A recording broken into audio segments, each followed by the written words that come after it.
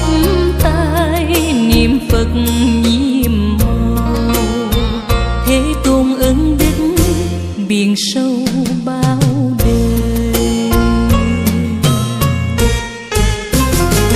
Con thành tâm kính lại ngài, chắp tay niệm Phật hồn tươi trắng rằm. Nam mô Bồ Tát Quán Âm, chắp tay niệm Phật trụ tâm an hòa. Nam mô Bổn Sư. 11. Gia đình chúng con thành tâm thiết lễ trai tăng, cúng dường dâng lên ba ngôi tam bảo, nhà sức quay thần chú nguyện của chư tôn đức tăng. Chú nguyện cho cha mẹ con là ông Nguyễn Văn Giác mất ngày 23 tháng 10 1959, 58 tuổi, và bà Đỗ Thị Lừa mất ngày 28 tháng 8 1980. Là ham muốn mà không được khổ, 8 là sát thân ngũ, có sát thân ngũ quẩn, quá thống khổ. Trong kinh Đức Phật dạy tất cả các pháp thế gian đều là quyển, tất cả đều là giả, không có thật. Chúng sanh vì vô minh không nhận được cứ chấp các pháp có mà thật, nên trôi lăn trong dòng sanh tử luân hồi vô lượng kiếp. Tiếp theo phần cúng dường trai tăng, chúng tôi kính mời đại diện gia đình cô Dạ Diệu Đạo lên dâng lên ngài tháp bạch trai tăng. Nam mô. Ngày 15 tháng 5 năm Tân Mão, tại đạo tràng Tịnh Xá Ngọc Dân, chúng con có được duyên lành xin thiết lễ trai tăng hồi hướng công đức lành, cầu siêu cho ba con là ông Nguyễn Phi Hùng thọ 70 tuổi, mất ngày 13 tháng 3 năm Quý Mùi, và bà Phạm Thị Lý hưởng thọ 68 tuổi, mất ngày 28 tháng 4 năm Mậu Tý.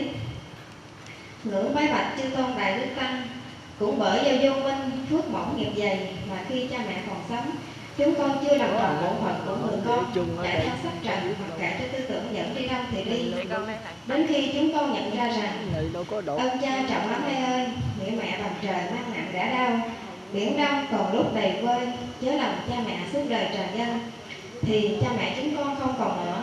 Chúng con không biết rằng cuộc đời này là vô thường, vô ngã và khổ đau, chạy trốn đau khổ chính là đi tìm đau khổ. Là một người con có hiếu thì không chỉ có hiếu đối với cha mẹ mình, mà tất cả chúng sanh trong nhiều đời nhiều kiếp đều là cha mẹ mình.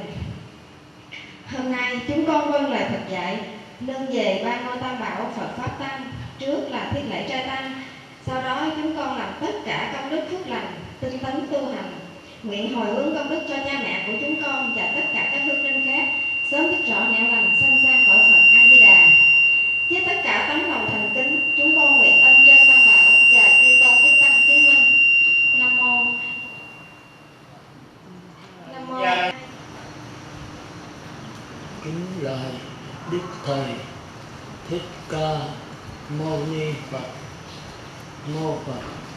Thì hôm nay cũng có duyên lành về Phật pháp, mà cũng là ngày rằm tháng 5, là ngày cúng hội theo thường lệ của giáo lý khất sĩ, và cũng là ngày sất bát của cô Trí,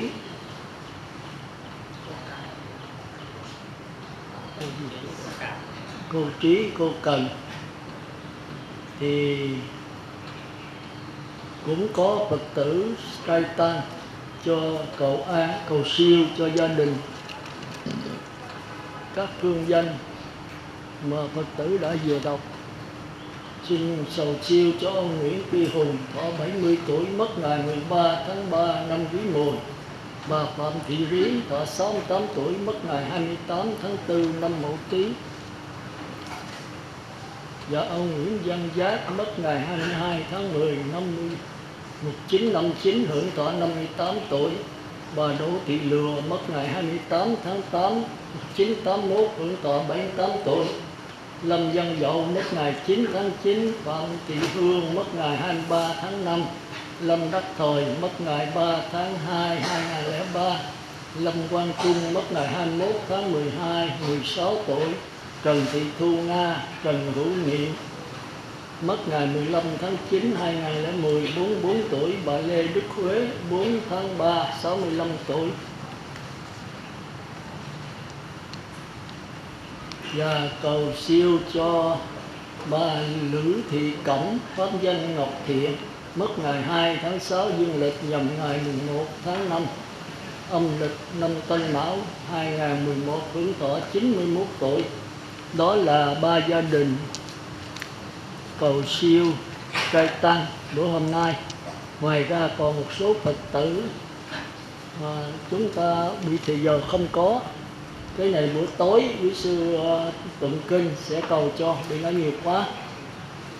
Cũng như Nguyễn Thị Dùng trời từ trần ngày 9 tháng 1 cũng thọ 70 tuổi. Trần Văn Tài từ trần 16 tháng 2 hưởng dương 22 tuổi.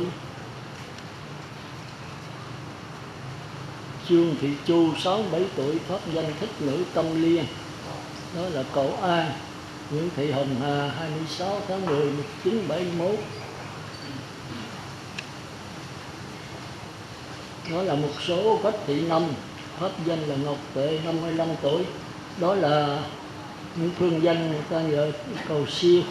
Thì buổi tối quý sư có tụng kinh, quý sư sẽ đọc để chú nguyện cho. Còn bây giờ thì giờ nó quá ít, chỉ đọc những pháp danh, phương danh của những người trai tăng thôi. Thì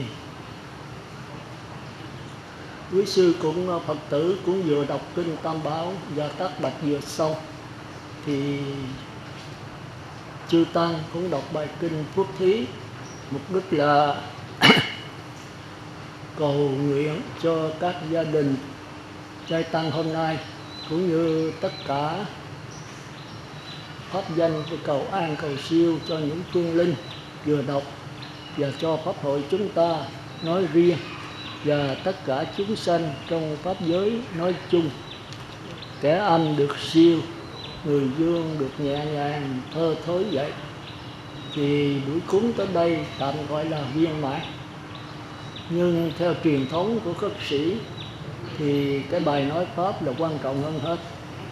Thì hôm nay tôi xin nói về vấn đề cầu an cầu siêu. Thì quý vị đã nghe đọc cái bài Tác Bạch của 3 gia đình rồi, tôi rất lấy làm mừng. Đức Quan Âm đã nhắc lời những cái bài giảng của tôi rất rõ ràng và rất siêu, có thể nói chờ giọt thôi đó. Mà không biết cái thực hành trong cuộc sống như thế nào, biết rằng vấn đề sanh tử là chuyện lớn, mà sao không ngay cái sanh tử mà nhận lại cái vô sanh, thì đắc quả La Hán đấy. Cái vô thường thì mau chóng, mà sau trong ngay cái vô thường liễu tri cái chân thiền thì đắc quả Bồ Tát và chư Như Lai đấy. Thì Đức Quan Âm đã hiện giảng nhắc nhở lại cho tôi những cái bài giảng đó, thấy không? Thì tôi cũng rất thích vấn đề đó.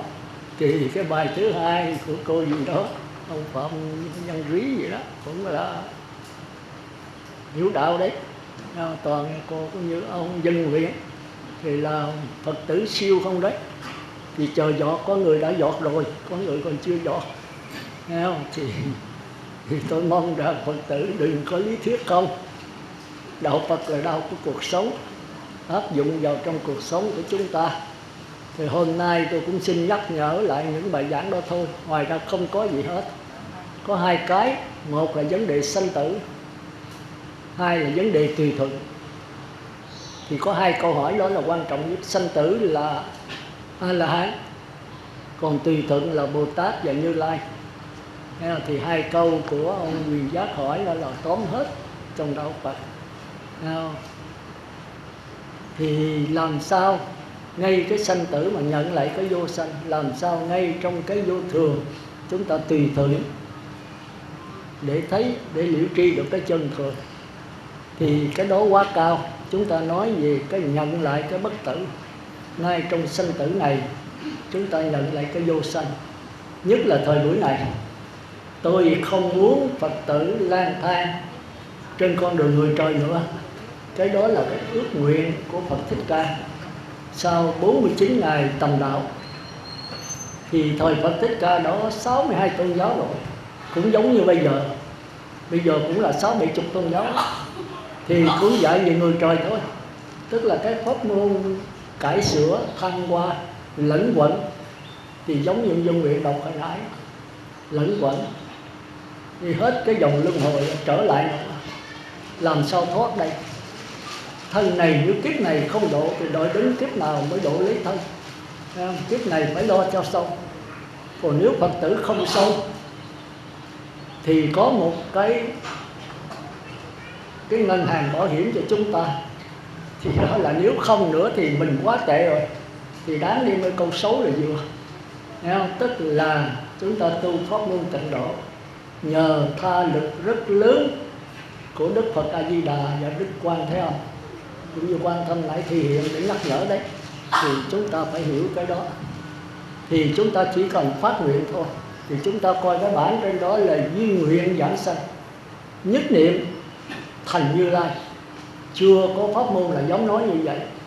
Thì nhất nguyện mà phải phát nguyện nữa thì nhất định là đi tới quả Như Lai thôi. Nếu tôi nói sai là tôi chịu tội, mà đúng đó Phật Thích Ca phải chịu tội. Thế đó là trong kinh nói, tôi lặp lại thôi. Mà nhất niệm thì chúng ta thấy tương đối dễ. Tôi dùng chữ tương đối đấy. Nếu quý vị niệm Phật đếm từ 1 tới 10, niệm Phật khỏi đếm thì chưa có nhất niệm, mà vẫn giảng sanh như thường. Cái tịnh độ này chỗ đó. Còn nếu đi tới dứt niệm rồi thì quý vị tự lực có thể sanh về cõi trời nếu không phát nguyện. Tự lực đấy. Nếu mà sanh về cõi trời không muốn phát nguyện nữa thì A Di Đà tiếp dẫn trăm người như một. Trừ ra trường hợp ngoại lệ thì tôi không nói. Ngoại lệ là cả ngàn người mới có một vài người ngoại lệ. Thì trong cuộc sống này vẫn có ngoại lệ nhưng rất là ít. Thành ra người giữ giới cho kỹ, niệm Phật cho tinh tấn, thì thiện căn phước đức nhân duyên. Thì thiện căn đầy đủ, phước đức đầy đủ, thì mình phải đem cái nhân duyên là độ gia đình nữa thì nó lại đầy đủ đấy. Thì chắc chắn phải giảng sanh 100%. Còn nếu mình không độ gia đình, sơ sót ở chỗ đó thì có khi không giảng sanh. Nhưng mà nếu ban hộ niệm khôn lanh lợi một chút thì cũng có thể giảng sanh. Chẳng hạn như tôi thường kể câu chuyện ở Úc đấy. Cái bà đó là có một cái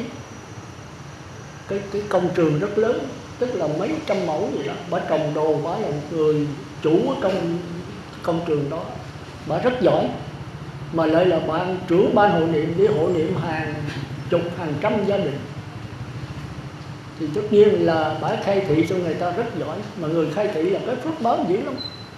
Thì thiện căn tới chừng bà ra điều khiển công nhân ở công trường của bà trúng gió, bà ngã xuống, bà chết giấc.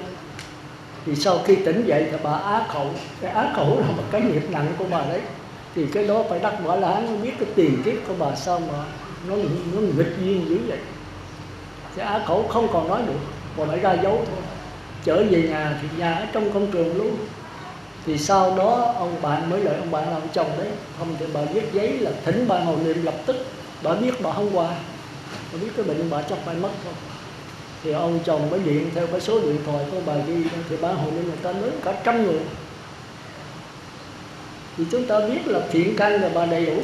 Thiện căn là có niệm Phật, có niệm tích, bà là trưởng ban hộ niệm mà. Rồi phước đức là người ta vừa nghe điện thoại ở ngoài Quốc bây giờ ai cũng có điện thoại di động, đến cả 100 người hộ niệm. Thì chắc chắn giảng sanh là không những hạ phẩm mà có thể qua trung phẩm.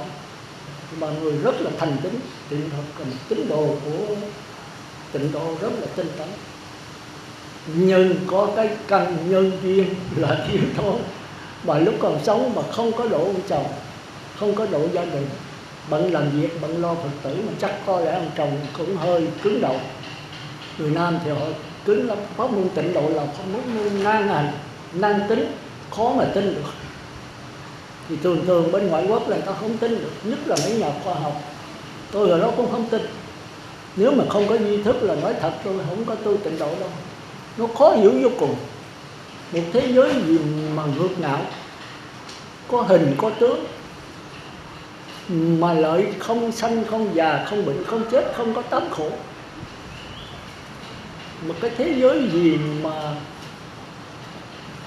có ăn, có uống mà không có tiêu tiểu, thì mình thấy nó ngược ngạo. Nữa là đối với thế giới mà quý độ, thế giới mà chu kỳ, thì hoàn toàn không giải thích được, nghĩa là thế giới bằng tư tưởng là không thể giải thích thế giới tịnh độ được.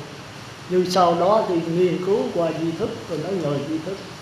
Mà di thức thì chúng ta biết chu kỳ thì dễ hiểu, nhưng mà sát na rất là khó hiểu. Nhưng mà tôi đi sâu riết rồi đi vào sát na, nhất là kinh Kim Cang. Quá khứ tâm bất khả đắc, hiện tại bất khả đắc, vị lai bất khả đắc. Khi hiểu được cái đó thì thế giới tịnh độ nó quá rõ ràng. Thì tôi không có vấn đề tin hay không tin nữa, mà tôi thấy như thấy chỉ trên bàn tay. Từ đó là tôi bắt đầu qua tịnh độ. Thành ra tôi thấy hay, tôi mới chuyển Phật tử qua tịnh độ. Còn ai ngon nữa thì được vô niệm thì khỏi cần qua, mà vô niệm A-la-hán trở lên nha. Còn nhập lưu nhất vãng lai bất lai, còn sanh về cõi trời đấy, nhập lưu về cõi trời dục giới 7 lần, nhất vãng lai về sơ thiền, nhị thiền, tam thiền 1 lần, nhưng mà có Phật pháp. Còn cõi trời có cõi không có Phật pháp, nếu không phải là thánh thì không biết cõi Phật pháp mà tìm sanh về đó. Đó là vấn đề hy hữu của pháp môn tịnh độ. Còn A-la-hán thì khỏi cần cầu nữa, các ngài muốn về tịnh độ nào thì về, nhưng mà thường đi lạc nha. Tôi thường kể câu chuyện của một Kiền Liên mà sanh về cõi tịnh độ Phật A Di Đà mà lạc qua Đại Thông Trí Thắng, thì chúng ta thấy là nó có cũng tịnh độ vậy, nhưng mà có vô số tịnh độ, cũng như quế độ có vô số quế độ. Thì hôm nào tôi sẽ giảng cái đó rành để quý vị có cái niềm tin vững chắc. Với cái nói là vấn đề mà giảng sanh về Tây Phương cách đây 10 muôn ức cõi thì cái đó lại là một cái mâu thuẫn nữa. Một người ở Mỹ, ở Việt Nam thì bên kia là mặt trời mọc, hôm nay mặt trời lặn. Thì về Tây Phương là hướng mặt trời lặn. Thì hai người cùng chết, người nào giảng sanh. Thì chúng ta thấy là đặt nhiều câu hỏi là chúng ta thấy thế giới tịnh độ phải bế tắc, không trả lời được. Rồi thì chúng ta phải hiểu. Rồi khi giảng sanh, cái gì giảng sanh về đó. Nếu nói cái thành thức thì không mang sắc thân người trời nữa, mang sắc thân bông sen. Bông sen là cái thân gì? Rồi làm sao hoạt động trong đó? Thì nó còn nhiều vấn đề mà chúng ta thấy nó khó hiểu. Rồi lại có lục thông, không cần tu gì hết, qua đó là có lục thông, đó là một vấn đề khó hiểu. Thì thôi, đó nhân duyên mà dài tôi sẽ giảng tới. Thì hôm nay tôi muốn nói về vấn đề là quý vị phải đắc quả nhập lưu ngay trong cuộc sống này. Nhưng mà cái đó tôi thấy hơi khó. Thì quý vị phải đắc nhị thiền, định sanh hỷ lạc, thêm phát nguyện nữa, thì chắc chắn quý vị giảng sanh thôi. Còn nếu mà chưa được nhất niệm, niệm Phật đếm từ 1 tới 10 niệm Phật khỏi đếm, còn vừa nhất niệm vừa tạp niệm sơ thiền, thì phải nhờ ba hội niệm. Thì quý vị phải cố gắng độ gia đình và cố gắng tham gia vào ban hội niệm. Thì nó nhân quả thôi, hãy mình giúp người ta thì tới chừng mình hấp hối cho khó người giúp lại. Còn bây giờ mình không giúp đỡ ai hết thì tới chừng đó có quả báo là mình hấp hối không ai tiếp mình hết. Thì cái đó là cái tôi nói thôi, thiện căn. Còn phải phước đức nữa. Như tôi thấy là có nhiều người đó hấp hối rồi điện không ai đến nhờ tôi. Thì sau Phật tử nói thôi sư đừng có kêu tụi con nữa, tụi con không ưa gia đình đó, mà đi là buộc lòng phải đi. Còn quý vị biết cái gì buộc lòng đó, thì niệm Phật không có kết quả. Làm một cái niệm Phật một cách miễn cưỡng thì ra đừng niệm tốt hơn. Chúng ta nên đến làm cái gì là làm với cái thành tâm, một sự tha thiết. Phát nguyện gì cực lạc cũng vậy, mà phát nguyện nửa giờ không thành tâm không giảng sanh đâu. Thành ra quý vị nên nhớ, không phải Đức Quan Âm là linh, không phải chú Đại Bi là linh. Chúng ta nên nhớ chỗ đó. Bất cứ chú nào cũng linh hết, mà chú nào cũng không linh hết. Linh bất linh tại ngã. Linh là do quý vị có nhất niệm hay không. Không có chú nào hơn chú nào hết. Nhưng mà mỗi cái bộ nguyện, mỗi chú nó có cái. Nhưng mà hãy được linh rồi thì chú nào cũng có thể qua được, nhưng mà yếu hơn. Chẳng hạn chú Đại Bi là giúp cho chúng ta mở rộng cái lòng từ để cứu độ chúng sanh. Đó là cái chú của pháp môn Phổ Hiền, không Phổ Môn của Đức Quan Âm. Còn chú giảng sanh là của Đức A Di Đà. Thì nếu mình muốn giảng sanh về cực lạc thì chú giảng sanh mạnh hơn chú Đại Bi, đó là cái bổ nguyện A Di Đà. Còn chú chuẩn đề là để đánh những cái ma quỷ, gây thêm cái thù oán, tiêu tai các tường thần chú rồi chú lăng nghiêm để diệt đi những cái lòng dục của những người mà tâm dục quá nhiều. Nhưng mà linh hay không linh là do mình có nhất niệm hay không. Thành ra thường những người bị ma phá, những bị quan hồn, quan trai gia trái chủ nó phá, thì quý vị tụng kinh Địa Tạng là cái bổn nguyện của Địa Tạng. Nhưng có người tụng không kết quả. Hỏi tôi sao không kết quả? Nó kết quả là tại mình chứ, đâu phải tại Địa Tạng. Thì hễ chúng ta cảm mạnh đó, thì ứng mạnh. Mà cảm vừa thì ứng vừa, mà cảm ít thì ứng ít, mà không cảm thì không ứng. Tụng mà phiền não nghĩ tùm lum, cái miệng thì tụng kinh, miệng thì niệm Phật, mà cái tâm nghĩ tùm lum thì ứng tùm lum, không có kết quả cái gì hết, mà nhiều khi còn có tội. Chúng ta nên nhớ cái miệng, cái thân không quan trọng, mà quan trọng ở cái gì? Ở cái ý, ở cái tâm. Thành ra quý vị coi cái 15 hạng chúng sanh tôi rồi nắm cái tâm, quý vị trả lời hết tất cả câu hỏi. Thành ra bây giờ câu hỏi nào tôi cũng trả lời được đó. Mà tôi trả lời rất là nhất trí. Coi thì nó tùm lum, nhưng mà nó có thứ lốt trong đó. Tạp niệm, nhất niệm, vô niệm. Tạp niệm là có 4 đường ác, nhất niệm là 4 đường thiện. Mà cái tu khác nhau hoàn toàn, đó là tu khải sửa. Rồi từ nhất niệm qua vô niệm là tu nhận lại. Như nãy Đức Quan Âm đã có nói, nghĩa là trong cái sanh tử nhận lại cái vô sanh. Không có pháp môn, không có bổn sư. Tự trong cái sao động đó thì có cái lặng lẽ trong đó. Tự trong cái lượng sống đó thì có cái dòng nước nằm ngay trong đó. Nhưng mà lượng sống thì sao động, dòng nước thì đứng lặng. Khác nhau cái chỗ đó. Để đứng lặng thì thành Phật, mà sao động thì thành ma, thành người trời. Sao động có cái sao động thiện, có cái sao động ác. Còn đứng lặng thì không có thiện mà cũng không có ác. Nó không có sao động thì lấy gì phân biệt thiện ác? Thì đâu có pháp môn. Nếu ác đó thì dùng pháp môn để cải sửa thăng tiến đó. Còn nhận lại thì thiện cũng vậy, ác cũng vậy, hai cái bằng nhau. Thì trong cuộc sống này chúng ta thấy thiện ác bằng nhau, tức là người ăn cướp với Đức Phật. Mình không có ghét người ăn cướp mà không có thích Đức Phật. Hai người mà vẫn kính bình đẳng như nhau. Mà nên nhớ là kính bằng đẳng là kính bằng cái tâm á.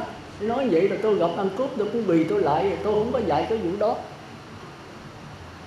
Gặp Đức Phật tôi lại, rồi gặp ăn cướp tôi cũng lại, bị xuống nói bình đẳng. Không phải vậy đâu, cái gì phải hiểu đó. Khi tôi nói là tôi thường hay là có cái bỏ giò lái, bỏ cái con thòng xuống cho quý vị nóng. Gặp ăn cướp là quý vị không lại, mà chẳng những quý vị còn kêu công an bắt nó nữa. Thằng chút cho nó thiếu quá. Cũng như đứa em mà xì ke ma túy đó, mình thương nó, mà thương không phải là cho tiền nó để cho nó vui. Thương có thể kêu công an bắt nó. Quý vị đã coi cái chuyện Lưu Bình Dương Lễ mà. Thì chúng ta tưởng đâu Lưu Bình là ông ác ôn côn đồ. Dương Lễ lo cho ông đi học cho tới đậu trạng nguyên. Ông nghèo rất mồng tôi, không tiền không bạc, cha mẹ chết hết. Thì Dương Lễ nhà rất giàu mới lo cho bạn mình đi học, lo từ chút. Nhưng mà ý mình giàu không học gì hết, mà không học thì làm sao thi đậu. Cuối cùng Lưu Bình thư đậu.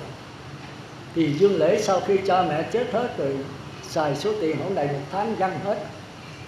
Tiền bạc gia tài gì là cự phú giàu nhất ở trong tỉnh, mà trong 1 tháng trời là văng hết. Thì phải ăn mài, ăn xin. Thì lúc đó Lưu Bình là đi làm quan rồi, trạng nguyên mà. Thì nhớ tới bạn mình cực khổ, bữa đói bữa no, quần áo rách rưới hôi hám. Thì nương giờ bạn nghĩ bạn mình là ít nhất cũng phải trả ơn. Vì có ơn mình giúp bạn thành trạng nguyên đây, có ơn rất là lớn, rất là nặng. Thì Lưu Bình lợi ông phu đãi gì? Thì nó đứng về hiện tượng giới mình thấy là Lưu Bình là người bạn xấu, người bạn đê tiện hèn hạ. Nhưng mà ai đâu có ngờ đạo Phật là ở cái tâm. Ông đối đãi như vậy là muốn cho bạn mình ơn. Ông nghĩ rằng nếu mà lo cho Dương Lễ nữa thì Dương Lễ nó hư. Mình trạng nguyên dư sức giúp cho nó sống hết cuộc đời nó, cho vợ con lo cho nó dư sức. Nhưng mà thằng bạn mình nó hư. thì giúp nó đây rồi nó xì ke ma túy nó bụi đời nữa thì mình vô tình mình xuống nó vào đó. Thì phải dùng cái thế là phụ đẩy nó, mạt sát nó, cho nó tức để rồi nó học hỏi. Thành đó ông kêu lính ra là nói rằng ông Trạng tôi nói không có quen với mấy thằng ăn mày. Trạng tôi làm gì quen với mấy thằng ăn mày ăn xin như ông. Thì đem cái cơm hẩm ra với một trái với cà với một cái gì để nước tương cho nó ăn. Thì ông này tức mới đá bỏ. Nghĩ rằng bạn mình nói là nó quá tệ bạc, mình không cần ăn cái đồ khô vô giấy của nó, bỏ đi. Thì ông này mới cho người vợ thứ hai, người thiết, người vợ lẽ đi theo để nuôi ông này và khích lệ ông. Thì chúng ta thấy cái ông Dương Lễ làm biến nhờ sự khích lệ nhất là của đàn bà rồi nuôi nấng mình. Thì ông ta mỗi lần nhắc tới Lưu Bình ông ta tức, ông ta cố gắng, ông ta cuối cùng là đậu trạng đi. Thì chúng ta thấy đâu phải là Lưu Bình cái tâm xấu. Thành ra cuộc sống này chúng ta đừng đặt trên vấn đề hiện tượng, đừng đặt trên vấn đề thân và miệng. Có người thì khẩu xà mà tâm Phật, có người thì tâm xà mà khẩu Phật. Thì chúng ta nắm cái tâm là quyết định. Thành ra tất cả những câu hỏi gì quý vị muốn trả lời ai, quý vị cứ trả lời theo cái tâm. Còn cái thân với miệng không quan trọng. Thân miệng tự nó chưa có tội lỗi gì hết. Mắt, tai, mũi, lưỡi, thân, ốc không có tội lỗi gì hết. Con mất thấy sắc thì đổ thừa tại sắc, không tại sắc thì tại con mắt trật lất. Con mắt thấy tiền bạc thì ham tiền bạc là đổ thừa tại tiền bạc, mà không đổ thừa tại tiền bạc thì tại cái tâm, cái tai mình đi ăn cắp. Thì chúng ta phải nhớ là mình tham tiền là do cái tâm nó sai.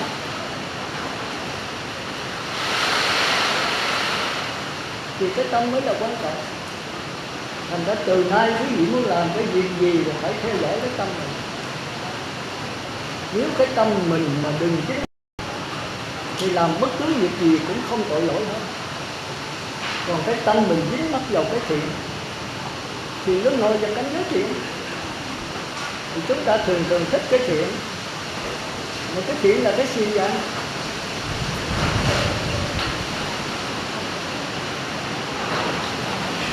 Ngồi lên trên một chút, trên này còn trống nhiều lắm.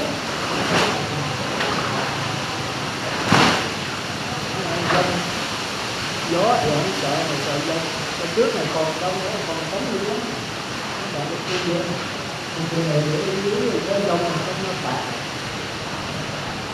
Bên đây cũng còn.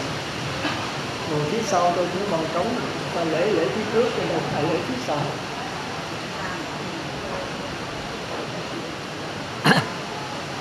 Xong hết chưa?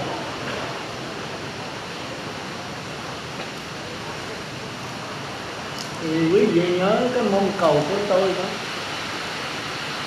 là cũng giống như Đức Phật. Tôi tha thiết mong cầu làm sao cho quý vị đắc quả nhập luân. Thì dầu quý vị có luân hồi lại, quý vị cũng không bao giờ xuống 4 đường ác. Đó là một cái đặc biệt của đạo Phật.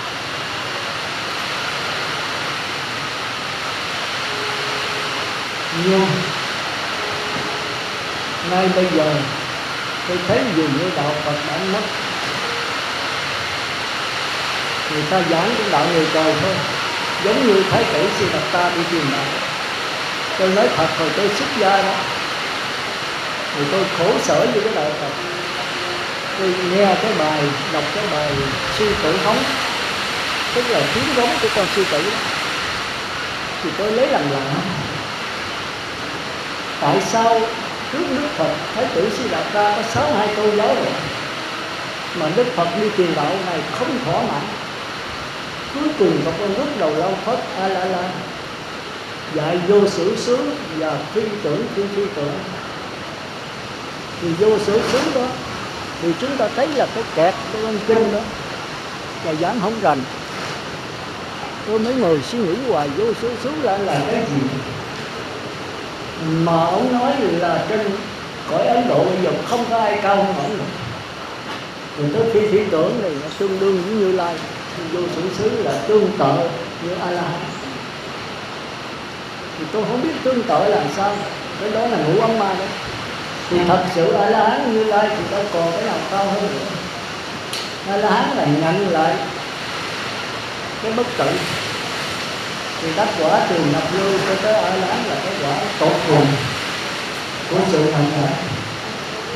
Còn Như Lai đó là tùy thuận với vô thường. Như Lai thì thuộc Bồ Tát thì Như Lai thuộc về pháp chấp, còn nhập lưu cái A La Hán thuộc về ngã chấp. Mà ngã chấp là gì, pháp chấp là cái gì? Rồi làm sao nhận lại? Thì cái này không ai trả lời cho Thái tử Siddhartha được hết. Cuối cùng là phải tự tìm lấy. Thì 49 ngày là đến cái sông Ni Liên Thiền. Thì sau khi Ngài tống rửa 6 năm không tống mồ hôi ấy, Ngài tống xuống cái sông đó rồi, Ngài uống cái bát sữa Siddhartha rồi Ngài thấy khỏe lại. Thì Ngài mới thề rằng tại cái cội Bồ Đề này, nếu mà ta không tìm được cái bất tử thì xác thân này có thể mục, máu có thể khô, nhất vị ta không rời khỏi này. Thì Ngài đã đủ hết trơn rồi, 6 năm tìm đạo, 5 năm khổ hạnh. Thì Ngài thấy thoáng thấy một cái gì, Ngài mới thấy được cái sai của ông Phúc Đời làm Phật Dạ La. Nhưng mà cái đúng Ngài chưa tìm ra. Ngài chỉ cái chỗ sai bước đầu ông Phật Dạ La đầu hàng rồi, Ngài nói đúng. Nhưng bây giờ không ai hơn tụi tôi, thôi Ngài tạm lấy cái giả, cái đồ lỗ này. Thế tự nói tôi đi là tôi không phải là muốn làm giáo chủ, mà tôi muốn chấm dứt cái luân hồi sanh tử. Thì tôi Ngài phải bỏ đi, là Ngài tự tìm lấy. Rồi sau 49 nồi với cội Bồ Đề tới sau mai vừa nói lại dạ đổ minh tinh như chuyện thành chánh giác. Thì Ngài thấy vậy cái bất tử. Thì Ngài nói ôi, tưởng cái gì lạ, đạo Phật cũng không ngoài cái sanh tử. Cũng như ông Bích Sơn, thì sau khi ông ngộ, nó tưởng đạo Phật là có cái gì cao siêu. Ngày đó đạo Phật cũng giản dị đó. Thì chúng ta thấy tìm đã rồi cuối cùng đạo Phật cũng chẳng có gì. Thì ngoài cái sanh tử không có cái bất tử. Mình đi tìm hoài, cái tìm hoài thì càng tìm là càng lẫn quẩn cái dòng chồng. Đi từ số 1 tới số 12 rồi hút rồi trở lại số 1. Thì giống như mà các bài nó lẫn quẩn trong dòng đó. Rồi chúng ta lại đặt cái vấn đề làm sao thoát cái lẫn quẩn đó. Mà chúng ta không ngờ cái chữ làm sao là giết chết chúng ta. Làm sao là thêm một cái hóc môn nữa, thêm một cái phương pháp nữa, thêm một cách thức để mà thăng hoa nữa. Một cách thức nào là cũng do tư tưởng tạo ra, do kinh nghiệm, kiến thức, kỷ niệm, do ý chí. Do ý chí thì là cái nguyên nhân của luân hồi, do mạt na là gốc. Mạt na nó tạo cái điều kiện cho luân hồi, nó đặt vấn đề, rồi nó thay thế vấn đề. Thành ra cứ thế mãi mà chúng ta thấy thế giới này chiến tranh mãi không bao giờ dứt, không bao giờ dứt. Thành ra bây giờ cũng đợi trong đó. Người ta bây giờ thấy là thế giới đang nóng bỏng trên nòng trên ngọn lửa, đang núi lửa sắp sửa nổ. Ta tuyên bố là năm tới là thế giới này tận diệt hoặc là chiến tranh bời bời. Bây giờ làm sao đem hòa bình thế giới? Quý vị bây giờ đang hồi hộp lo là phải đi cầu sắp nổi nhất là năm 2000. Rồi 2000 qua rồi không có gì hết. Rồi 2005, rồi 2010, 2012 cứ dời từ từ mà có hay không? Nếu nói không là sai, mà nếu có là trật. Nên nhớ cái đạo Phật đó. Cái cuộc đời này là cuộc đời duyên khởi, nhân quả thôi. Mà nhân quả không phải gieo nhân là có quả liền, mà nó còn do cái duyên nữa. Chúng ta gieo hột chanh xuống, gieo 2 hột chanh, thì chúng ta nói 2 cây này không phải lên một lượng, mà không phải 2 cái có trái một lượng. Đừng gieo một lượng mà lên có thể một cây chết, một cây sống. Có thể một cây trổ quả tốt, trái nhiều, có trổ quả ít, là tại sao? Cái hột giống nhau, bằng nhau, cũng một cây, chỉ còn cái duyên. Chúng ta sanh ra đời cũng là do cái nhân ở kiếp trước, nhưng mà chưa chắc cái nhân kiếp trước bây giờ có quả nó y chang vậy, chưa chắc, còn do cái duyên. Mà cái duyên đạo Phật thì kêu đó là chuyển nghiệp. Thành ra hiện tại là chúng ta hưởng được cái nhân của quá khứ, nhưng mà chưa chắc cái nhân đó mà ra, cái nhân xấu mà ra quả xấu chưa chắc, cái nhân tốt mà ra quả tốt chưa chắc, còn do cái duyên. Nếu chúng ta cải sửa cái duyên thì cái nhân nó phải, cái quả phải khác thôi. Đó là cái hiện tượng giới mà chúng ta đang sống bây giờ. Hễ có ngày là phải có đêm, có tốt là phải có xấu, có phước là phải có quả, nhưng mà chưa hẳn phước là quả. Có thể phước rồi sanh ra phước, kéo dài cái phước nữa, nhưng mà kéo dài cũng có thời gian rồi cũng tới quả thôi. Là do mình biết cải sửa, mình biết kéo dài. Chẳng hạn như bây giờ tuổi thọ tôi là 40 tuổi, mà tôi không muốn 40 tôi chết. Cái định mạng của tôi là cái nghiệp của tôi là 40 là phải chết, nhưng mà tôi có quyền quyết định trong hiện tại. Tôi ăn chay, tôi giữ giới, tôi niệm Phật, tôi hồi hướng, tôi phóng sanh, tôi giúp đỡ những người nghèo, tôi có những cái tư tưởng lành, tôi niệm Phật và phát nguyện ông và thuyết dẫn tôi. Thì mỗi một câu niệm Phật rồi có Phật là ông và thuyết dẫn, nó sẽ phá những cái nghiệp ác. Thì nghiệp ác có thể chuyển thành nghiệp thiện, nghiệp chuyển tới niệm Phật, có thể tiêu diệt hết nghiệp ác, có thể tiêu diệt một phần của nghiệp ác. Nếu có nghiệp ác quá nặng, thành ra chính cái định lực này có thể thay đổi hoàn cảnh, chính cái ý chí kiên cường của chúng ta có thể thay đổi hoàn cảnh.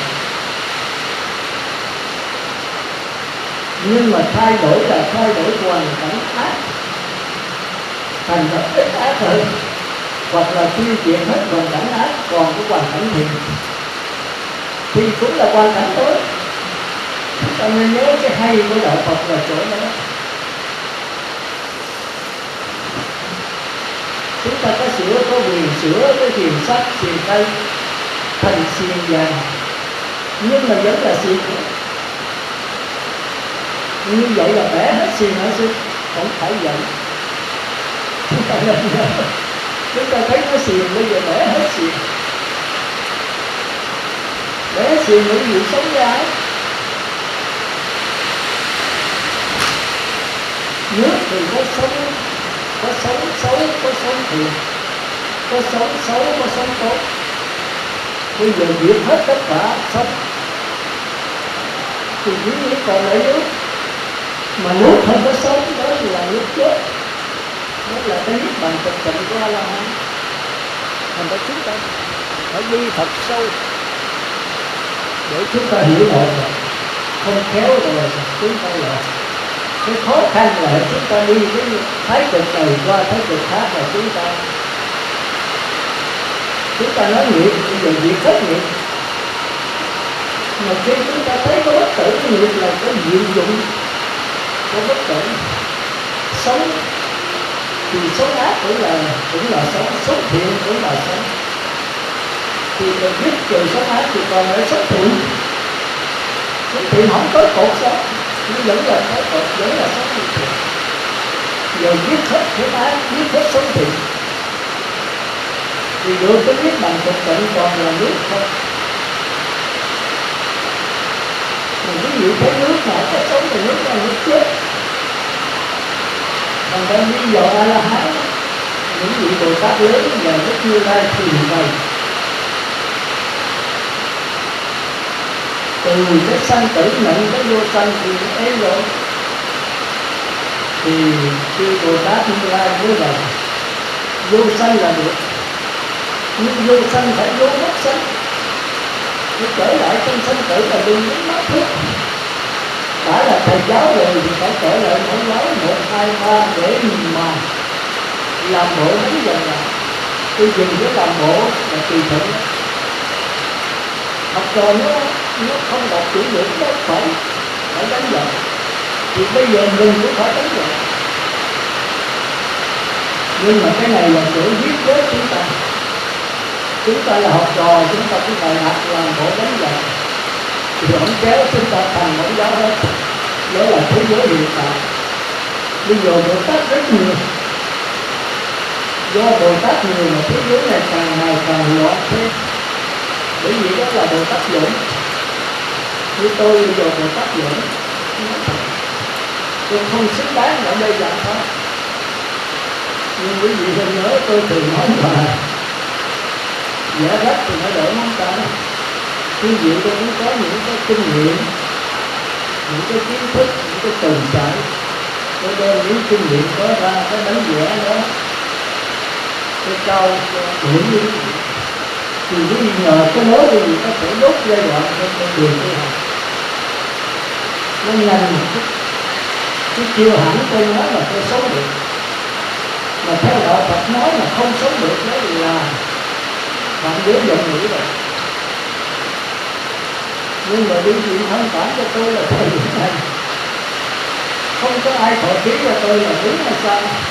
Tôi cũng có cái sự chứng đắc, nhưng mà không thế tôi là của ông mà. Tôi không phân biệt được giữa cái thế tư tưởng và cái thế bát nhã nó khác nhau sao. Thì nào quý vị vô đó quý vị mới biết. Hồi xưa thì tôi có từng đi vào niệm thiền pháp thiền, thì nó lân vô thiền. Thì tôi nhận lòng cái đó là bát nhã. Thì bây giờ tôi mới mở mắt ra tôi thấy đó không phải.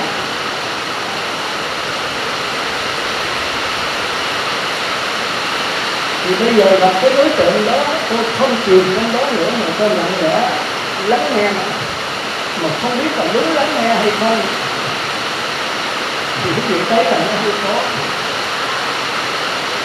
Thì hồi xưa chúng ta nhớ là nhìn giác đó, mà ông gặp nhìn sắc rồi, thì cái bát nhã là ông đã chín rồi, ông đã đi đúng rồi.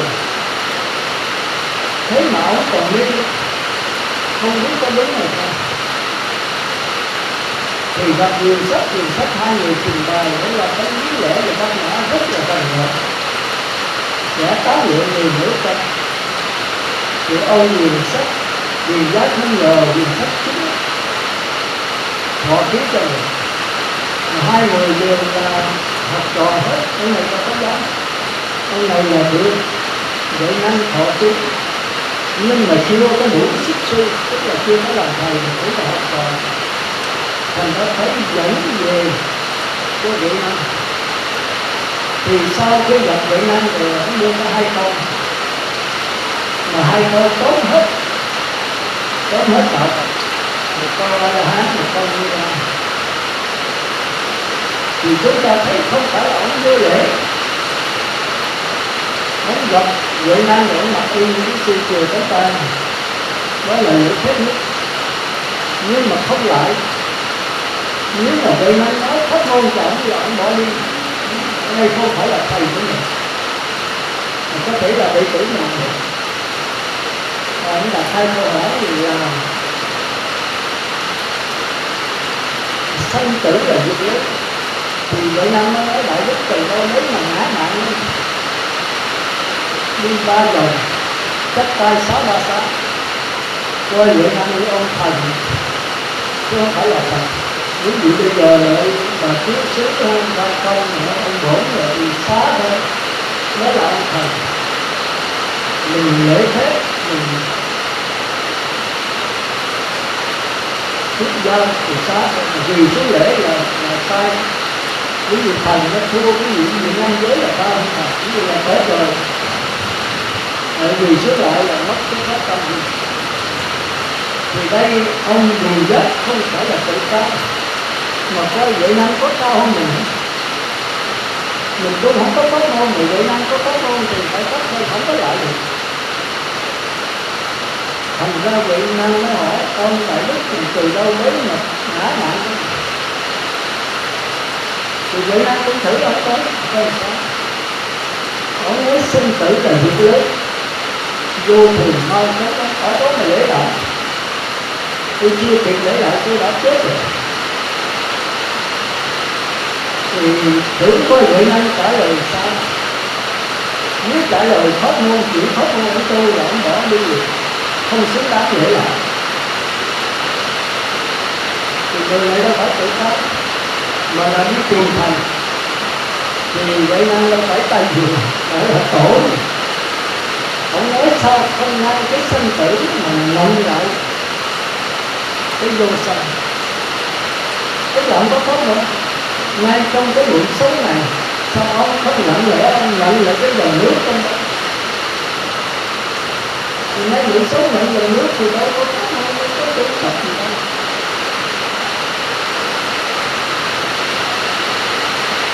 Như tôi nói là khi mà cái mặt na mà nó tống vào pha lại ra thì nó trở thành năng lượng. Thì năng lượng là bất nhã. Rồi bất nhã thuộc về vô minh. Rồi khi cái vô minh cái năng lượng này sao động thì thành cái mặt na. Thì mặt na là thế giới chu kỳ, mà năng lượng là thế giới sắc na. Năng lượng là bất nhã là chu kỳ, sao động là chu kỳ. Cái sao động tạo ra tam giới, cái bất nhã năng lượng tạo ra pháp giới. Mà pháp giới thì không nhận lại được, chính pháp giới nhận lại cái tam giới, chính năng lượng nhận lại cái chu kỳ. Mà năng lượng là cái nguồn gốc của sinh hoạt vô minh thì không thể nhận lại được, mà phải tù bệnh với nó, phải nhận đời với nó. Thành ra cuối cùng vậy năng đưa ra hai cái cách tu mà không có pháp môn nữa. Sao không ngay cái sanh tử nhận lại cái vô sanh? Sao không ngay cái vô thường thì diễn tiên cái chân? Thì diễn tiên là Bồ Tát Như Lai, mà nhận lại là A-la-hán. Nghe hai con nói rồi đó thì tôi vì giác ngộ. Bây giờ ông mới lễ lại đàn ra.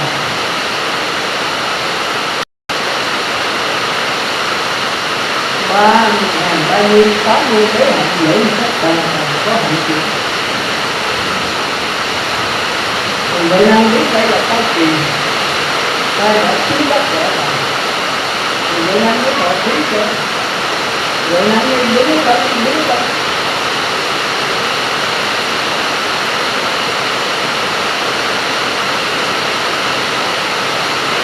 Ông thực sự đã hiểu được cái ý vô sanh.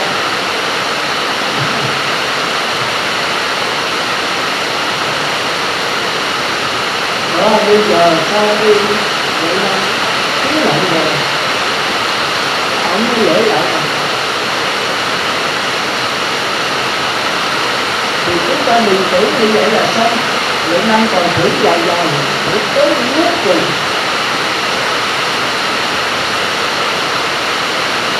Để coi ông này chính có bát nhã thiệt hay là bát nhã bụng.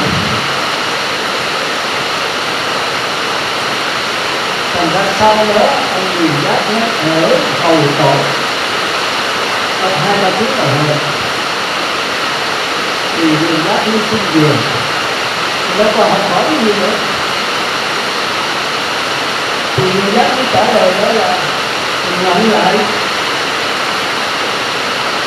tức là vô sanh. Mà liễu tri tức là chân thiện.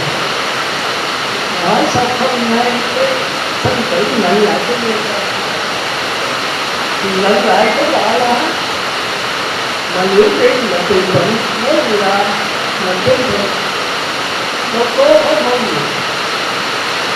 Ngay trong cái sống sanh tử này nhận lại cái dòng nước. Thì chúng ta thấy nó nhận lại đó là cái trí tuệ của A-la-hán. Chẳng hạn như bây giờ tôi nói đi, tôi đi, thì kẹt vào cái sân tử. Ly thân ly, tôi biết thân ly, thì cái biết này chính là văn mạng. Thân ly có biết không có ly. Rồi thân bệnh, thì cái thân bệnh nói tôi bệnh, tôi nhức, tôi đau quá, thì lọt vào cái sân tử.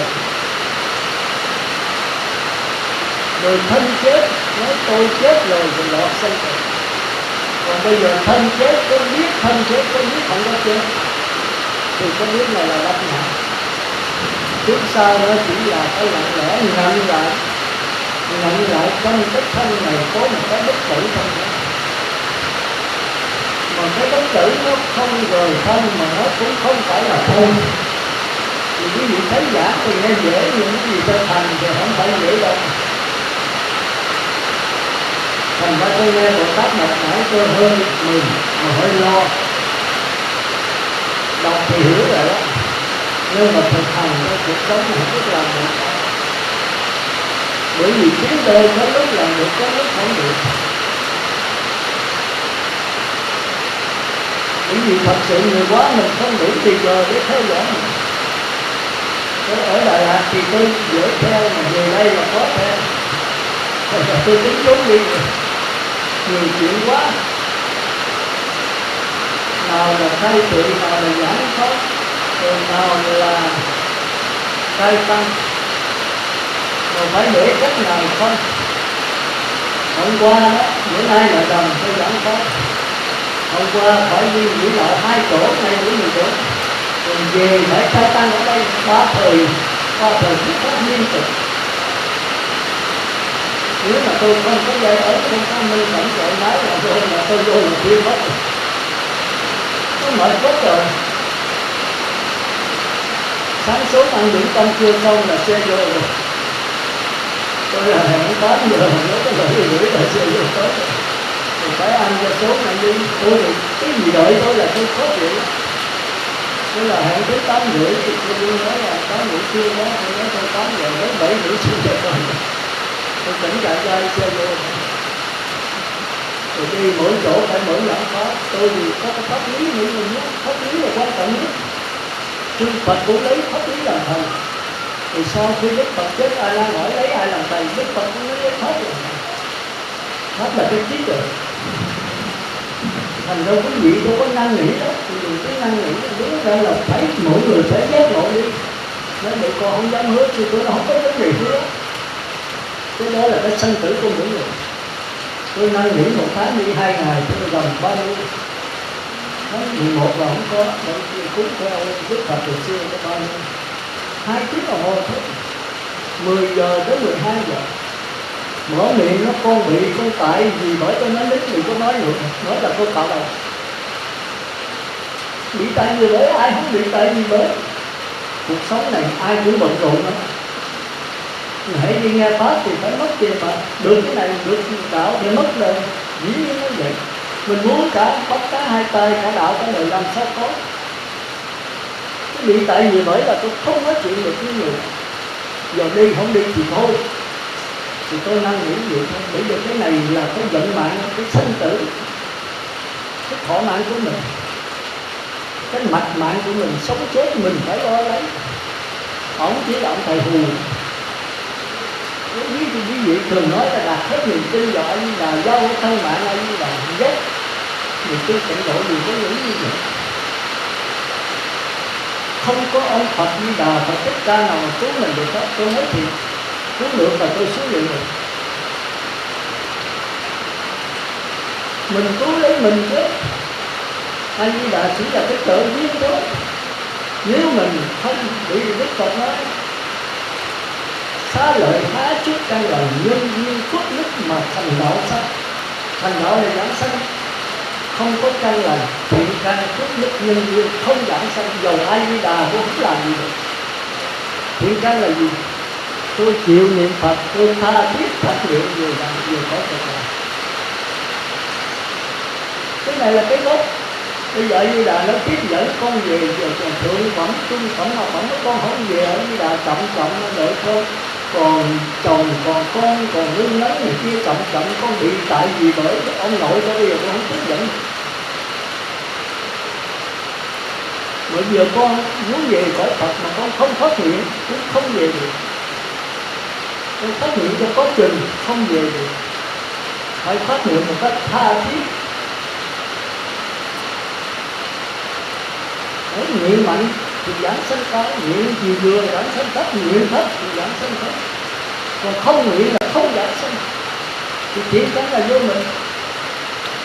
Mà thiện căn mà phát nguyện một cách tha thiết rồi thì phước đức đầy đủ, người ta sẽ trợ duyên cho mình. Đức Phật sẽ trợ duyên. Đức Phật là cái người trợ duyên chánh, còn Phật tử là cái trợ duyên phụ. Phật tử cái mẫu thu anh là nhưng mà cái định lực kém như cùng, nhưng mà cũng là cái trợ duyên đó. Nhờ cái lối ai đi đà mới cảm mạnh. Mình là tha thiết Phật tử, tha thiết muốn cho cái người hấp hối này giảng sanh, thì nhiều người mới tạo nên cái hòn núi cấm. Ai đi đạo phải hiện thôi. Còn nhân viên là cả gia đình cũng đồng ý hết. Mà gia đình chướng ngại một cái ai đi đạo không tiếp nữa thì là đâu phải ai đi đạo. Cái 500 thì nó hút hết, để là sách thì nó hút dầu tròn, dầu vuông, dầu nhỏ, dầu lớn nó đều hút hết. Mà có cái gì chướng ngại cản một cái nghịch duyên rồi là không hút được, thì cái lỗi không phải ở 500 mà lỗi ở cái nghịch duyên. Thành ra tôi trở nên nhớ cho nên gì là không phải mình giao lấy có được. Nói là tôi giao hết thân mạng thì cho ai đi đạo. Bệnh hoạn giao hết cho đi đạo, khỏi cần nó thuốc cái ăn dài dài đi, đừng ăn kiêng gì hết. Thịt heo, thịt gà, thịt chó làm náo, thân này có ai đi đạo lo. Là có người nói ai đi đạo lo như tiền bạc mình giữ nha, không có giao ai đi đạo. Chúng ta tu mà chúng ta còn tính khôn ngu. Giao là cái niềm tin mình hoàn toàn ở với đạo, tức là tính tâm. Thì lúc bấy giờ mình với đạo là một. Thành ra mình vẫn là chánh thôi. Thành ra Đức Phật thường nhắc lại xá lợi há chút căn lành, kêu xá lợi Phất này nữa. Há chút căn lành nghĩa là phải có thiện căn, mà thiện căn ít là không giảng sanh. Tức là phải phát nguyện một cách tha thiết, nhân duyên phước đức mà thành đạo sanh. Nếu mà thiếu một chút là không giảng sanh. Thì chúng ta thấy có nhiều người có thiện căn, có phước đức, như tôi kể người Úc Châu mà thiếu căn lành không giảng sanh. Mà nếu có ban hội niệm khéo một chút, thì sau khi mà gia đình đến 50-60 và đuổi ban hội niệm đi, thì ban hội niệm là phụ tới gia đình mới là chánh. Cha mẹ anh em chồng con với người ta là của gia đình người ta, không có gì đuổi ban hội niệm. Thì ban hội niệm phải đi thôi. Chứ mình đâu có quyền gì đối với người trong gia đình của không. Nhưng mà ban hội niệm dở, không ai có cái sáng kiến, thì đi ra một chút thôi rồi mới người nào nói chuyện giỏi trong ban hội niệm cả trăm người không có người nào, mà người thấy chỉ là nói chuyện giỏi. Chút giỏi, hết giỏi, tiếng hộ. Thì mình phải năn nỉ gia đình ra hết, ra ngoài xa người hấp hối giảng cho gia đình nghe về cái Phật lực A Di Đà vậy. Chúng tôi đến không phải là vì tiền bạc, không phải là vì cái danh lợi, không là gì hết, mà vì cái người chết này. Và giảng cho người ta nghe cái linh hồn đó, nó không chết lại, nó sẽ đi đầu thai. Nếu nó tức thì nó sẽ mang thân thú. Cho người ta hiểu, người ta chưa hiểu, mà ta không hiểu mình trách là không được. Cũng như Đà Lạt khi chân mất thì rồi cũng vậy. Tôi sẽ bên Tịnh Xá thì đầu tôi dẫn ngoài.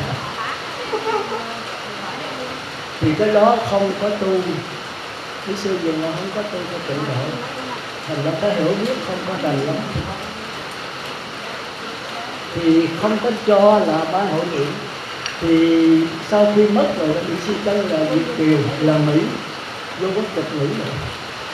Thành ra công an đó đến rồi nó còi mổ, nó lấy tử thi để coi có bị thuốc bị gì không. Cái mổ con người Thì ban hội định đâu có cho chưa 8 tiếng mà. Thì lúc đó tôi không có đâu. Thì ban hội định không chịu. Mà chính vì người ta mạnh, người ta sợ đây rồi bên Mỹ nó qua, Mỹ về công an là đây là dân Mỹ, quốc tịch Mỹ mà. Bây giờ nó bắt đầu cái xưa gửi là Việt Nam kẹt đi vô hội quốc tế gì đó, xác nhận quốc tế. Thì nó nhất định làm thế. Thì đây năng nghĩ không được. Nó nói bây giờ biết không mổ thì cho nó xét tử thi, tức là lật qua lật lại khám ở ngoài thôi. Thì cái đó là cái điều kiện dễ dàng đó, chứ đúng là nó không mổ là nó coi tôi có bị thuốc bị gì không. Thì cuối cùng nó phải làm, nó lật tử thi qua, nó xét bên ngoài. Thì ban hội định bỏ gì hết. Thì chúng ta thấy là thì cái lực nó phải vậy. Nếu mà không nghe lời ban hội định bỏ về. Nhưng tiếng Nga chúng ta nên nhớ còn cái pháp lý. Chúng ta dùng cái lời lẽ để làm cho nghĩa là tận những lực trí thiên mạng. Thì ở đây mà gia đình không thì nó không được. Thì học máu chết liền lập tức thôi. Sau khi ban hội định về rồi là cổ học máu cổ chết. Thì chúng ta thấy một người trưởng ban hội định đi khai thị biết bao nhiêu người. Đúng là giảng sanh được trung phẩm, mà cái này là hạ phẩm mà đọa xuống súc sanh. Sanh mà ban hội định không khéo một chút. Khéo người ta kéo ra ngoài và thỉnh gia đình lại hết ngồi nghe, trao đổi với nhau. Mà không có dùng cái quyền trao đổi cái hiểu biết. Thì tôi bây giờ cũng trao đổi gì cái hiểu biết đó. Cái hiểu biết là pháp là quan trọng nhất trong cuộc sống. Thật là gì? Thật là con người có cái hiểu biết toàn diện. Cái Phật không có gì lạ. Vẫn ăn mặc ở bệnh, vẫn sanh già bệnh chết như chúng ta. Nhưng có một cái là Ngài không bao giờ đau khổ. Dầu sắc thân có bệnh cách mấy vẫn là niết bàn. Dầu cái hạnh phúc đem lợi lại Ngài vẫn là niết bàn. Dầu có chửi Ngài vẫn là niết bàn. Ngày khác chúng ta chỗ đó. Chúng ta ai khen thì có mặt bự bằng cái mông, mà ai chê thì có mặt méo xẹ. Đức Phật không còn điều đó được. Nó khác chỗ đó thôi. Ăn thứ bậc không biết ăn ngon mà Ngài không có gì, không có dính mắt. Còn chúng ta đồ ngon chúng ta gì mai mốt kiếm nữa. Đồ dở có thể đá mong bỏ. Chúng ta bị cái vậy. Thì trao đổi cái hiểu biết. Bây giờ trao đổi cái gì là hiểu biết. Khi cái hiểu biết đúng đắn rồi thì chúng ta hết đau khổ. Mà hiểu biết toàn diện rồi thì đó là như lắm. Có vậy thôi. Thành ra Đức Phật trong suốt đời Ngài chỉ thuyết pháp. Bây giờ tôi cũng vậy. Ở đâu mà thỉnh đủ duyên, có sức khỏe tôi đi tôi làm. Còn cái khác tôi không làm. Như khai thị bây giờ tôi quá yếu rồi, tôi định quá tôi không khai thị rồi. Nhưng mà đi giảng pháp 1-2 người thì tôi từ chối. Không có sức khỏe. Nhưng mà giảng pháp đông như vậy thì tôi giảng. Giảng rồi ngã chết lập tức liền tôi cũng giảng. Nên tôi hiểu biết cho cái gì. Thì bây giờ tôi cứ tính vô nhìn sâu giảng thì là trong đó người ta tu rất nhiều mà không biết gì hết. Tôi thương mấy bà già thì trời là 300-400. Tôi thấy những chùa tôi người ghê. Hỏi niệm Phật để làm gì? Để mạnh giỏi, để bình an, để trúng số. Tôi nói chết rồi. Để tai qua nạn khỏi, tật bệnh tiêu trừ. Cái này thì đúng mà sanh về cõi trời. Không phải là tịnh độ. Rồi cái gì giảng sanh không biết. Chết rồi còn không, chết rồi hết. Hết rồi bạn niệm Phật chi vậy? Để bây giờ được tai qua nạn khỏi, tật bệnh tiêu trừ. Như vậy là uổng công niệm Phật. Niệm thì nhiều mà kết quả không bao nhiêu. Rồi ở dưới đời không có ban hội niệm gì hết. Thì tôi thấy ở đây với ông bà đầy đủ quá. Rồi có Phật tử nói thôi đừng có giảng ở đây nữa sư. Ở đây năn nỉ giảng 4 ngày Chủ nhật, không thôi thì 2 ngày thôi. Thì tôi cũng tính lạnh. Nhưng mà nói lạnh là sư vô là thư sớm. Bây giờ đi mấy cái chùa sư giảng 90 chỗ. Lạnh ở đây nữa thì sư một tháng là sư làm hết. Mà ở đây người ta giỏi, người ta đầy ngốc hết rồi. Tự tìm lấy. Sư giảng mấy năm người ta nóng rồi người ta có thể ra làm thầy chùa với cô giải hết. Người ta tự người nắm lấy, còn từng quê giờ ta dốt đặt không biết cái gì hết. Thì sư vô đó giảng là phải. Nhưng thì tôi thấy nói cái đó cũng có lý. Thì thôi là tôi đi mình sau mình xa thôi. Thì bây giờ chúng ta trở lại. Thì tôi muốn nhắc nhở Phật tử là vấn đề pháp môn niệm Phật trong cái thời điểm mặt pháp này nó thường tăng hơn. Về đó là 100 người thành Như Lai, tôi không nói A-la-hán, 100 người. Mà muốn về đó thì cái điều quan trọng là chỉ nhất niệm thôi, thiện căn phước đức nhân duyên. Mà nếu không nhất niệm được, tạp niệm, miễn có niệm Phật thôi, thì cái này phải có ban hội niệm và phải có người khai thị, phải đầy đủ căn lành, thiện căn phước đức nhân duyên. Thì ban hội niệm phải linh động một chút, lỡ đi người ta không nghe được cho hỏi về ở lại năn nỉ. Tôi dùng tiếng năn nỉ là trao đổi cái hiểu biết với gia chủ, với gia đình ở trong đó. Thì con người ai cũng có cái thiện tâm, nhất là ta biết mình lợi không phải vì tiền bạc, không phải vì thâu tín đồ bổn đạo, mà vì cái người chết.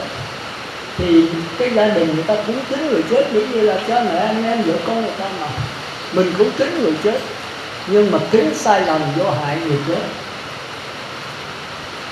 Ta nói là người không có trí đâu mà giúp đỡ người khác, vô tình là phá hoại, thì đúng là gia đình phá hoại. Nhưng mà không trách được, bây giờ mình không có cái hiểu biết, thì mình đem cái hiểu biết giúp đỡ người ta, sau này thì tới mình. Người đi rồi lần sang thiên ta, rồi tới anh em, rồi vừa bà mẹ chết, bà con chết, thì tới mẹ, tới con, tới cháu, tới chồng nữa thôi. Ai mà không chết. Bây giờ mình làm vậy sao mình chết cũng không giảng sanh được. Mà giảng sanh là cái gì phải nói người ta hiểu cho đúng. Khi đã hiểu rồi con người cải sửa cái tư tưởng mình, cải sửa cái nghiệp của mình, cải sửa cái nhận thức của mình, thì cái đó là đạo Phật. Đạo Phật đi đâu thì chuyên cải sửa cái nghiệp. Thì tôi thấy ông Vĩnh Châu tin tôi một cách tuyệt đối, làm cái kinh tỉnh rồi ở nhà là giàu có đất riêng, rồi kinh tỉnh xây rồi chiếc cái hồn chở vô đó. Thế mà tôi khai thị lần thứ nhất, lần thứ nhì, lần thứ ba, ổng nhức nhối vô cùng. Chúng ta biết là bệnh ung thư nó nhức nhối cùng, mà ổng dám là niệm Phật nhớ Phật thôi, ổng Phật hiện ra ổng đi về. Mà trước khi đó ông con bà cô con năn nỉ 7 lần là không có chịu.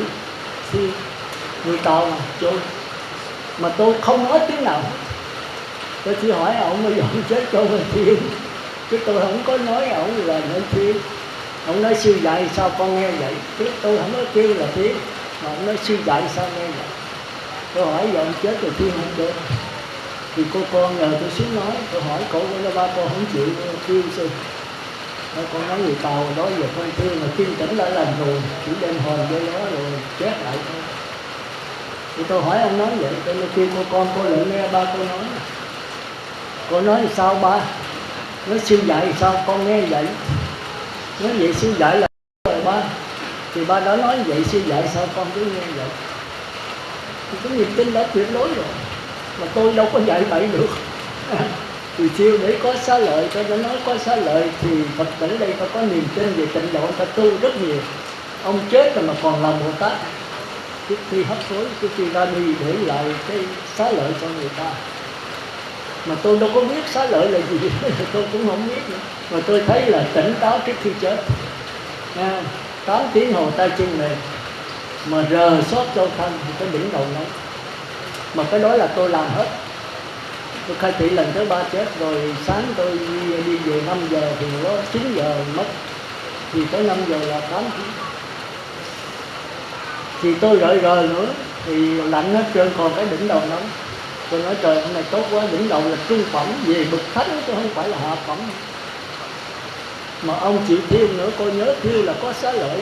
Nói là tôi nói ẩu thôi, chứ tôi có biết đó là trong kinh đó. Đỉnh đầu nóng, 8 tiếng tay chân mềm, 9-8 tiếng tôi lợi tôi rờ, tay chân mềm ùi nữa lúc còn sống, giảm nhẹ. Rồi rờ cái đỉnh đầu còn nóng, tôi nói rồi 3 điều tốt. Thì tôi cũng đoán chừng là có xá lợi thì có tới mấy ngàn hộp. Tôi chưa từng thấy tăng mà mấy vị cao tăng chưa chắc là được mấy ngàn hộp, vài chục, vài trăm là lớn. Thì chúng ta thấy pháp môn tịnh độ rất là phù thắng trong thời điểm này.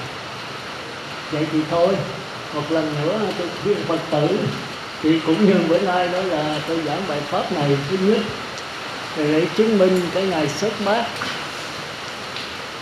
của cô Cần. với cô Trí, và cũng như cầu siêu cho bà Lữ Thị Cẩm, pháp danh Ngọc Thiện, mất ngày 12 tháng 6 dương lịch, nhằm ngày 11 tháng 5 âm lịch năm Tân Mão 2011, tuổi thọ 91 tuổi. Mà thầy thọ ghê là ít có ai mà từ 91. Đức Phật có 80, hơn Phật có 11 tuổi. Còn chú nguyện cho ông Nguyễn Văn Giác, mất ngày 22 tháng 10 năm 1959, hưởng thọ 58 tuổi. Bà Đỗ Thị Lừa, mất ngày 28 tháng 8 năm 1981, hưởng thọ 78. Lâm Văn Dậu, mất ngày 9 tháng 9. Phạm Thị Vương, mất ngày 23 tháng 5. Lâm Đắc Thời, mất ngày 3 tháng 2 2003. Lâm Quang Trung, mất ngày 21 tháng 12, 16 tuổi. Trần Thị Thu Nga, Trần Hữu Nghị, mất ngày 15 tháng 9 2010, 44 tuổi. Bà Lê Thị Huế, mất ngày 4 tháng 3, 65 tuổi. Cũng như cho ông Nguyễn Phi Hùng, thọ 70 tuổi, mất ngày 13 tháng 3 năm Giếng Mùa. Bà Phạm Thị Lý, thọ 68 tuổi, mất ngày 28 tháng 4 năm Mậu Tý. Đó là những phương danh trai tăng hôm nay. Và còn một số cầu an cầu siêu cho cái Phật tử ở tỉnh Xá Ngọc Dân chúng ta nói riêng, và toàn thể pháp giới chúng sanh đều chống giảng sanh Phật lạc và thành Phật đại. Nam mô A Di Đà Phật. Mô Phật, cái buổi giảng pháp đến đây tận là viên mãn. Thì Phật tử nào có điều sở nghi trong cái bài giảng của tôi được biết, tôi xin giải thích thêm. Còn nếu không có thì giờ này là giờ thọ giới, thì có 5 vị.